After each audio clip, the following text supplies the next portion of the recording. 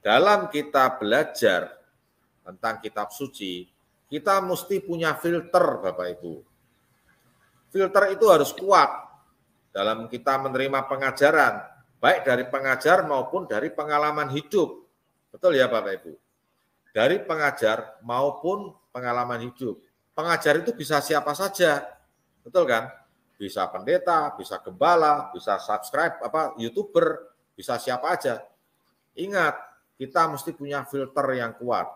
Apa itu filternya, Bapak Ibu? Nah, filter yang pertama yang harus kita pegang adalah harus sesuai dengan yang tertulis dalam kitab suci. Kalau tidak sesuai, jangan ikuti, Bapak Ibu. Kita harus punya filter ini dulu. Ya, saya tidak mau mendiskreditkan seseorang, saya tidak mau menyerang. Tapi yuk kita sama-sama pahami.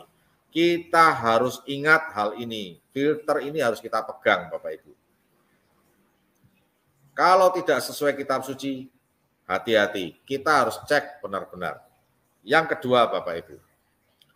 Suara Ruach HaKodes selalu selaras dengan firman Tuhan. Tidak pernah bersinggungan atau bertabrakan.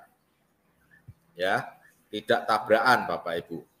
Karena Ruach HaKodes adalah rohnya Bapak Yahweh sendiri. Enggak mungkin kalau dalam firman Tuhan mengatakan A, Ruach HaKodes mengatakan B. Lalu tabrakan nih, benturan. Enggak mungkin. Kalau seperti itu yang terjadi apa? Kita bisa ngomong, loh Bapak Yahweh pelin-pelan, esok dele sore tempe. Enggak Bapak Ibu. Bapak Yahweh itu konsisten, Bapak Yahweh itu tegas. Segala sesuatu semuanya tegas.